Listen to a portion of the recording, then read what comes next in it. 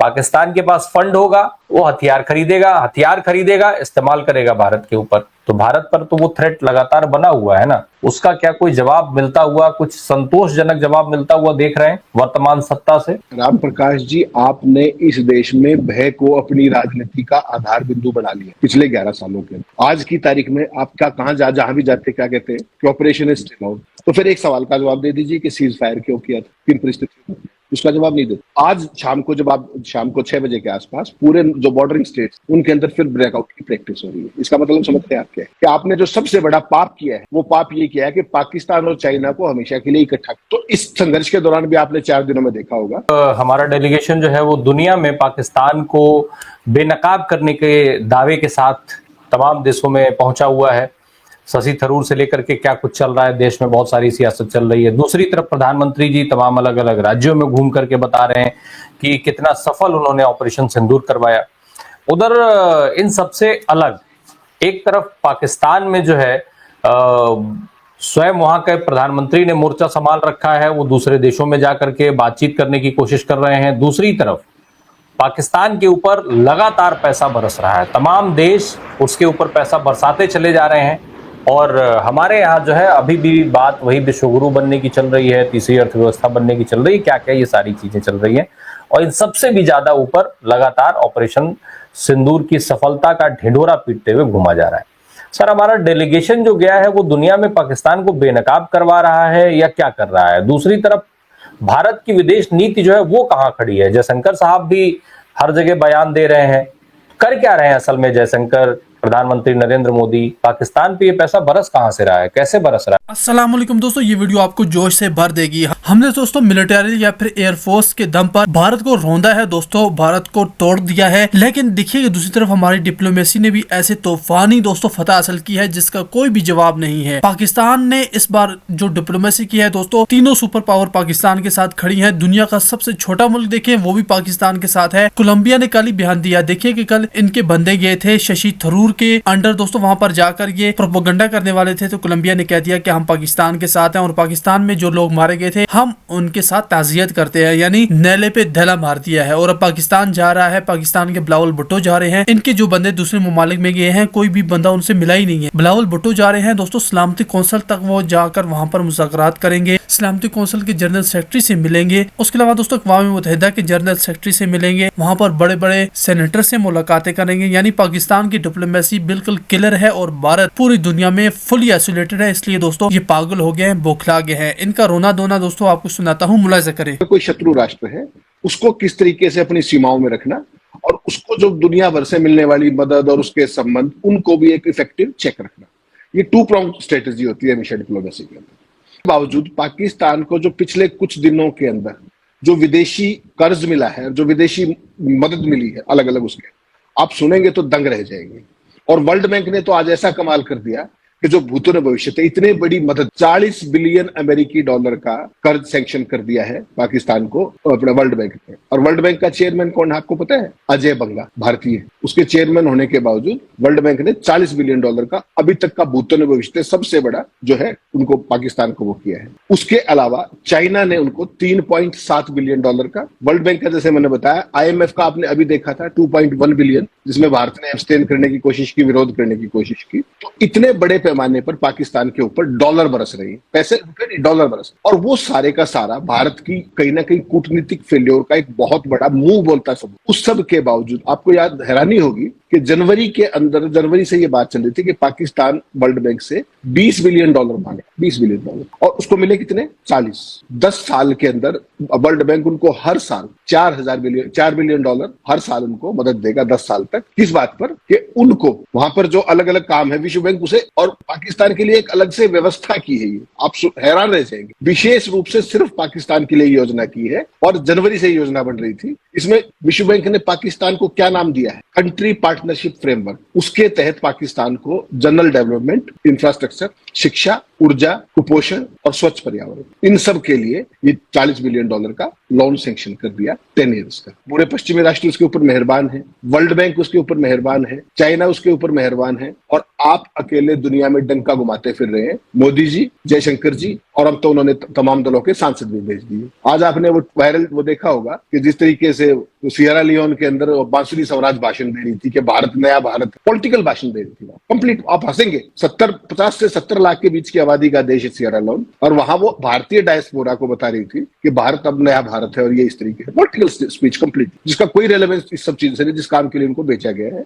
लेकिन उनकी एक खास तरह की ओरिएंटेशन। अब आप देखिए कि जनवरी से एक चीज चल रही थी, वर्ल्ड बैंक का चेयरमैन भारतीय है, उसके बावजूद भी मोदी, और अच्छा फरवरी में तो मोदी जी गए भी थे, ट्रंप से मिलकर भी आए थे, अगर आपको ध्यान हो 12-13, उसके बावजूद पाकिस्तान इतना बड़ा लोन लेके चला गया। ऐसे ही IMF ने आपने विरोध करने की कोशिश की, केवल विरोध करने की, कोई भी देश आपके साथ खड़ा नहीं हुआ, और यूनानिमस उनको $2.1 बिलियन की, उस दिन भी हमने चर्चा की। तो this is a complete disaster as far as diplomacy is concern. और दूसरी तरफ उसके ऊपर डॉलर्स बरस रहे, और भारत सरकार का उसकी तरफ ध्यान ना होकर के अपना डंका पीटने की, अपनी सिंदूर यात्राओं की, अपनी सिंदूर सम्मान यात्राओं की, चलो वो सिंदूर बांटने वाला कार्यक्रम तो बंद हो गया कल, लेकिन इस सब के बावजूद भी जो ये पूरे का पूरा जो प्रोपेगेंडा किया गया है, भाई पाकिस्तान को कुछ भी दे दीजिए, आप कितने ही पैसे दे दीजिए, उसके पास तो 2 ही जगह है पैसे खर्चने की, उनके टोटल GDP का, और इस समय वो 18% चल रहा है, तो उसको कितना ही पैसा मिलता है, उसने क्या करना है? अगर आप पाकिस्तान को भी पूरी दुनिया में बेनकाब नहीं करते, राम प्रकाश, यही काम जयशंकर जी, कैरियर डिप्लोमेट है, हर चीज की फाल्ट लाइन समझते हैं, हर चीज की, हर एक दुनिया के देश की वो समझते हैं कि उनको क्या चाहिए और क्या नहीं चाहिए, तो चाहते तो बहुत। तो फिर क्या वो हमारा भी तो कोई काम हो ना कि हम अपने शत्रु राष्ट्र को किस तरीके से इफेक्टिव चेक में रखें। भाई चाइना पाकिस्तान को क्या देगा क्या नहीं, उसको तो आप नहीं रोक सकते, क्योंकि वो एक ही उसमें बैठे हुए हैं। बाकी जो अमेरिका करता है, जो IMF करता है, उसके अंदर तो आपकी लॉबिंग होनी ही चाहिए ना। जब आप विश्व गुरु हैं, आप वर्ल्ड लीडर हैं, आपका डंका बजता है पूरी दुनिया के, तो उसको तो इफेक्टिवली कर्म करोगे या नहीं करोगे? आप हालत देखिए। और वही रशिया 22,000 करोड़ रुपए का पैक्ट साइन कर ले जाता है पाकिस्तान के साथ कि उनकी जो 1973 की एक स्टील मिल थी उसको रिवाइव करेंगे, जो 2015 से बंद पड़ी, 10 साल पहले बंद हो चुकी। तो रशिया का इस तरीके से पाकिस्तान के साथ आना, आप इसको सामान्य घटना मानते हैं क्या? ये बहुत बड़ी भारत के लिए चिंता का बात है, बहुत बड़ी चिंता की बात। और वो क्यों है? क्योंकि वो सारे खेल में मध्यस्थता कर रहा है चाइना। रशिया की जो पहले हालत थी इंटरनेशनल स्तर पर, आज की तारीख में चाइना उनसे बड़ा हो गया है, आर्थिक ताकत में भी, सामरिक में नहीं बड़ा हुआ होगा तो बड़ा होने के बराबर का आधार पर खड़ा हुआ। वैसी सूरत में पाकिस्तान का रशिया के क्लोज जाना मोदी के लिए, भारत की कूटनीति के लिए कितना बड़ा, मैं तो डिजास्टर कहूंगा, चिंता की बात नहीं, डिजास्टर है। और उसकी फॉल्ट लाइन्स कहां से शुरू होती है? उसकी फॉल्ट लाइन शुरू होती है आपका जो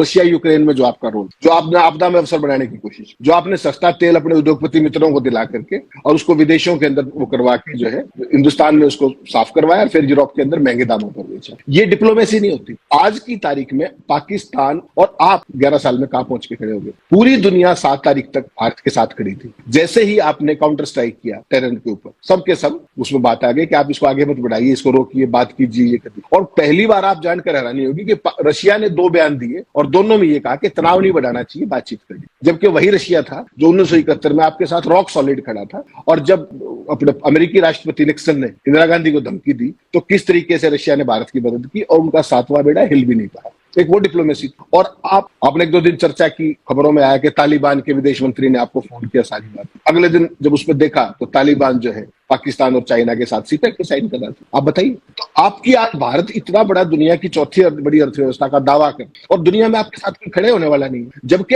आपका फैक्ट, आपके तथ्य अनडिस्प्यूटेबल है, आप 100% सही है अपनी जगह। उसके बावजूद ऐसा क्या हुआ कि आप पूरी दुनिया में आइसोलेट होकर खड़े हो? क्या इसके अंदर ये एक तरफ आप आइसोलेशन में है, मतलब भारत देश आइसोलेशन में है जिस तरीके से हमारी विदेश नीति पर अभी आप बात कर रहे हैं, या लगातार देखा जा रहा है जयशंकर को के ऊपर सवाल उठाया जा रहा है। दूसरी तरफ पाकिस्तान के ऊपर इतना फंड आ रहा है, इतना पैसा आ रहा है, तो निश्चित तौर पे, और उसके अलावा चाइना उसको तकनीकी से लेकर के हथियार तक सप्लाई करने की बात कर रहा है, तुर्की उसके साथ खड़ा है साफ तौर पर। तो ऐसी परिस्थिति में क्या ये जो ऑपरेशन सिंदूर और ये सब चीजें बताई जा रही हैं, जो दिखाया जा रहा है, वो असल में वही चीज है? क्या भारत अभी भी सुरक्षित है? क्योंकि एक तरफ पाकिस्तान हथियार हासिल कर रहा है, दूसरी तरफ फंड हासिल कर रहा है, और आप अकेले खड़े हैं। राम प्रकाश जी, जो ये घटनाक्रम चल रहा है इसको आप सामान्य मत लीजिएगा। This is not normal. आपको समझना पड़ेगा बिटवीन द लाइंस खेल क्या है। पाकिस्तान के ऊपर आज की तारीख में जब मैं और आप बात करूं, सुबह से शाम तक जो मीडिया ने जो प्रचार किया, जो प्रोपेगेंडा किया कि अभी लाहौर पहुंचने वाले हैं, अभी इस्लामाबाद पहुंचने वाले हैं, कराची पोर्ट उड़ा दिया, अब ये कर दिया, भारत की सेनाएं चल पड़ी, जबकि 1 सेंटीमीटर ना तो IB का और ना सीमा का किस तरीके का अतिक्रमण हुआ LOC का। उसके बावजूद भी इस तरह का प्रोपेगेंडा जो किया गया और सरकार उस पर चाप बढ़ी, तो वो उसको कहीं ना कहीं अपनी जो उनकी कंस्टिट्यूएंसी है, जो वोटर्स की जो भगत मंडली है, उसको राजी करने का, उसको खुश करने का एक प्रोपेगेंडा मान करके उसको ये समझ में नहीं आया कि पूरी दुनिया में आपकी छवि क्या है। तो आपका जो सबसे बड़ा जो फॉल्ट लाइन थी वो था आपका मीडिया, जिसको आपने 11 साल से एक खास तरीके से ट्यून किया है अपने पॉलिटिकल एजेंडे को सर्व कर। और दूसरा, जिस तरीके से मोदी जी के जिस भी देश में वो गए, 151 देशों की यात्रा कर चुके हैं 11 साल, 88 विदेश यात्राओं के दौरान, किसी देश के अंदर उनको आपने डिप्लोमेटिक उस पर कोई खबर बात करते हुए देखा हो? हर जगह पे क्या है, फोटो खिंचवा रहे हैं, ये साइट सीइंग कर रहे हैं, कैमरा लेके घूम रहे हैं, ऑप्टिक्स कर रहे हैं, थिएट्रिक्स कर रहे हैं, और मीडिया क्या कर रहा है कि डंका बज। किस बात का डंका बज रहा है ये कभी नहीं बताया गया। पाकिस्तान मनमोहन सिंह के टाइम में, याद कीजिए, विदेश मंत्री भी कह रहे हैं, और हो ये रहा कि उसके ऊपर डॉलर बरस रहे हैं, और इतने डॉलर बरस रहे हैं जो इतिहास में कभी नहीं। इसका क्या कारण है कि आप तो मुझे ब्लैक लिस्ट कराना चाह रहे हैं, आप तो मुझे ग्रे लिस्ट में कराना चाहते हैं, आप तो मुझे अकाउंटेबल होल्ड कराना चाहते हैं, और मेरे ऊपर डॉलर बरस रहे हैं। इसके पीछे क्या है? इसके पीछे है वो आपकी failed diplomacy, individual oriented diplomacy, individual focused diplomacy, जिसमें देश बहुत पीछे रह गया। 11 साल से मोदी 8,500 करोड़ का जहाज लेके, महंगे चश्मे लगा के, महंगी घड़ी, महंगे चश्मे, महंगा ये सब कुछ करके, और दिन में 6-6 बार वर्दियां बदल के कर क्या रहे थे विदेशों के अंदर? बता दें, पूरे देश को आज बताने का समय है भाई। आज पूरा देश दुनिया के सामने अकेला खड़ा हुआ है। आप आज भी नहीं बाजा रहे, आप अब भी डंका पीटते फिर रहे हैं। किस बात का डंका पीट रहे हैं भाई? सेना का एक्शन था, सेना का ऑपरेशन था, सेना ने कर दिया, आपने सीज फायर किया, गलत किया, ठीक किया, देश को जवाब दे दीजिए। वो तो आप कर नहीं रहे। प्रधानमंत्री जी का आज का भोपाल का भाषण सुन लीजिए, आप कल का पटना का सुन लीजिए, परसों का बंगाल का सुन लीजिए, उससे पहले कहीं का भाषण सुन लीजिए। वो कहीं किसी एक स्टेट्समैन का भाषण दिखता है? वो किसी देश के प्रधानमंत्री का भाषण दिखता है? किसी देश की बात करो, प्रधानमंत्री के जो शब्दों का चयन है, क्या आपको नहीं लगता कि वो किसी बम्बईया फिल्म की एक स्क्रिप्ट है? क्या प्रधानमंत्री इस स्तर पे आ गए हैं? क्यों आ गए हैं? क्या कारण है? केवल एक बिहार का ही चुनाव तो है, बंगाल का तो अगले साल है, मार्च में। तो ऐसी क्या आफत आ गई है प्रधानमंत्री को? और मिसप्लेस प्रायोरिटीज देखिए। इतना सब होने के बावजूद आप जो काम आप नहीं कर पाए, जो काम आप जयशंकर जी नहीं कर पाए, जो देश आपके एम्बेसडर्स और हाई कमिश्नर नहीं कर पाए दूसरे देशों में, उसको आप MLA अपने MPs को भेज के करवाना चाह रहे हैं। और उन MPs को 33 देशों के नहीं, जिस भी देश के अंदर गए वो किससे मिलकर के आए? आपने ऑब्जर्व किया? अभी तो हर जगह ANI उनका स्वागत करती है, भारतीय डायस्पोरा से बात करते हैं, इंडियन एम्बेसी में बैठ के आ जाते हैं, वहीं पर बात करके वहां का जो भी अपने कॉकस होते हैं, किसी विदेशी राष्ट्राध्यक्ष से मिले हो, किसी विदेशी विदेश मंत्री से मिले हो, कहीं के सांसदों के प्रतिनिधिमंडल से मिले हो, क्या करने गए थे?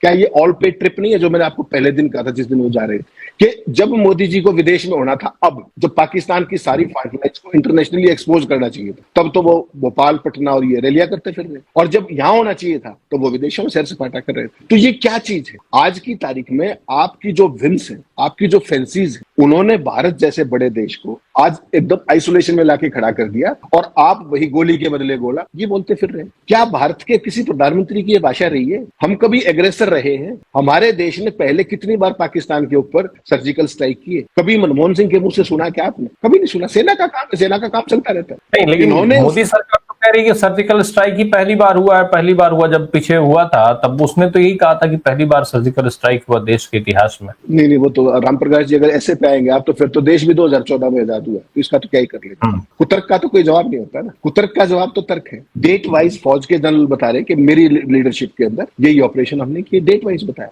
लेकिन उसमें कभी छाती नहीं पीटी गई। क्यों? कर्नल सोफिया कुरैशी के, व्योमिका सिंह के, सॉरी नहीं है। 1999 के अंदर क्या हुआ था याद होगा ना, कि बीजेपी ने पूरे देश के अंदर कारगिल विजय के सारे पोस्टर लगा डाले थे। जनरल VP मलिक ने एक लाइन की थी, उसके बाद कई पोस्टर नहीं मिले। लेकिन यहाँ ना तो वो जनरल VP मलिक रहे और ना वो अटल बिहारी वाजपेयी रहे। सेना के नाम पे सब कुछ हो रहा है। मेरा आपसे एक सवाल है राम प्रकाश जी, आज मेरा एक सवाल, अगर ये ऑपरेशन ना हुआ होता, अगर पहलगाम ना हुआ होता, तो भाजपा क्या करती? इस सवाल का जवाब दे सकते हैं? सोच के देखिए। क्या पूरे देश का नैरेटिव केवल इस पे लाके खड़ा कर दिया? क्यों? कहीं ना कहीं आप कुछ छुपाना चाह रहे हैं, कहीं ना कहीं आपकी फाल्ट लाइन्स है जिनको आप एक्सपोज नहीं होने देना चाहते। मुझे बता दीजिए। मैं ये मानता हूं कि ये टेस्टेड फॉर्मूला था। पुलवामा में जो टेस्टिंग हुई और उस टेस्टिंग का जो रिजल्ट आया पॉजिटिव, उस टेस्टेड फॉर्मूले का इस्तेमाल किया गया एक बार फिर से, क्योंकि देश के पास मुद्दे और समस्याएं बहुत बड़ी थीं और इन समस्याओं पर देश के लोग अब फोकस करने लगे थे। देश के लोग में इस फोकस में वो लोग भी शामिल थे जो किसी समय या लंबे समय से भारतीय जनता पार्टी की अंधभक्ति में लीन थे, उनके भी सुर बदल रहे थे, विचार बदल रहे थे, समस्याओं पर वो मुखर हो रहे थे। शायद इस वजह से ये सारी चीजें हो रही हैं। आज ये ढिढोरा पीटना पड़ रहा है, झूठ बोल करके, हर तरीके से एक नैरेटिव फैला करके। लेकिन सर, मैं समझना ये चाहता हूं कि ये जो ऑपरेशन सिंदूर की बात हो रही है, अब प्रधानमंत्री एक तरफ कह रहे हैं कि ऑपरेशन सिंदूर जारी है, दूसरी तरफ पाकिस्तान लगातार फंड बटोर रहा है, तो क्या भारत जो है अभी भी बड़े थ्रेट में है, बड़े खतरे में है? क्योंकि ये जो फंड आएगा, इसलिए मैं पूछ रहा हूं कि ट्रंप ने कहा था कि वो व्यापार के लिए जो है व्यापार वो करने की बात कर रहे हैं। पाकिस्तान के पास फंड होगा, वो हथियार खरीदेगा, इस्तेमाल करेगा भारत के ऊपर। तो भारत पर तो वो थ्रेट लगातार बना हुआ है ना, उसका क्या कोई जवाब मिलता हुआ, कुछ संतोषजनक जवाब मिलता हुआ देख रहे हैं वर्तमान सत्ता से? राम प्रकाश जी, आपने इस देश में भय को अपनी राजनीति का आधार बिंदु बना लिया पिछले 11 सालों के। आज की तारीख में आप क्या कहां जहां भी जाते क्या कहते हैं कि ऑपरेशन इज स्टिल आउट। तो फिर एक सवाल का जवाब दे दीजिए कि सीज फायर क्यों किया था, किन परिस्थितियों में, उसका जवाब नहीं देते। आज शाम को जब आप शाम को 6 बजे के आसपास पूरे जो बॉर्डरिंग स्टेट्स उनके अंदर फिर ब्रेकआउट की प्रैक्टिस हो रही है। इसका मतलब समझते हैं आप क्या है कि खतरा अभी टला नहीं। और हकीकत क्या है, वो आपकी चॉइस नहीं होता, वो आपकी कंपल्शन होता। आपने अपनी नीतियों के चलते क्या किया, जो सबसे बड़ी चेतावनी राहुल गांधी ने पिछले संसद सत्र में दी कि आपने जो सबसे बड़ा पाप किया है, वो पाप ये किया है कि पाकिस्तान और चाइना को हमेशा के लिए इकट्ठा। तो इस संघर्ष के दौरान भी आपने 4 दिनों में देखा होगा कि किस तरीके से चाइना ने पाकिस्तान को अपनी real time satellite imagery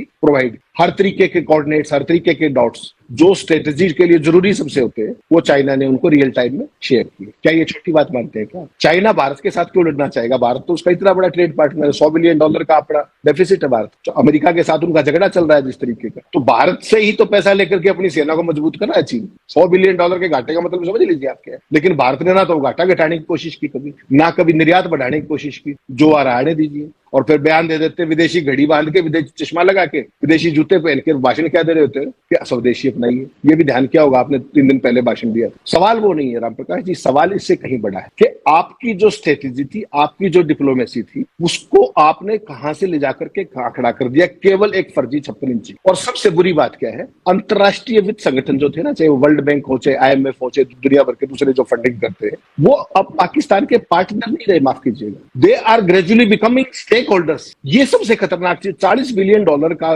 Pakistan जैसे, जिसको हर साल IMF बचाने आए फाइनेंशियली। तो आपकी जो विदेश नीति थी वो कहां चली गई? आपने पाकिस्तान और चाइना को कैसे इकट्ठा होने दिया? एक और सवाल है सर मेरा, अब जिस तरीके के हालात बने हैं, भाई रशिया से पाकिस्तान ने कुछ हासिल कर लिया, अमेरिका से उसको हासिल होना ही है, तय है, पहले ही मिल चुका है पैसा, अमेरिका उसको देने के लिए तैयार ही है, चीन खुल करके खड़ा है, फ्रांस से भारत का जो है वो राफेल के चलते विवाद इधर बढ़ता हुआ दिख रहा है। तो पाकिस्तान के लिए वो भी एक बड़ा मौका है कि भाई उसके पास पैसा आएगा तो वो हथियार चीन से भी ले लेगा, वो हथियार फ्रांस से भी ले लेगा, वो हथियार अमेरिका से भी ले लेगा, और इन सबके नजदीक जाने का मौका उसका ज्यादा बड़ा दिख रहा है। और इस मामले में पाकिस्तान जो है वो कहीं आगे भी रहता है, तो उनके व्यापारिक संबंध मजबूत करने का ऑप्शन ज्यादा दिख रहा है। ऐसे में हम क्या करेंगे, हमारे पास क्या विकल्प बचेगा? क्या ये सारे देश, भाई अब तो रशिया से भी वो कुछ हासिल कर रहा है, फ्रांस, अमेरिका, चीन, ये सारे देश पाकिस्तान के साथ खड़े होंगे, तो हम क्या करेंगे फिर? हमको घोषित तो कर दिया ट्रंप ने, आपने देखा नहीं, पिछले 24 घंटे में 2 बार तो फिर बता चुके,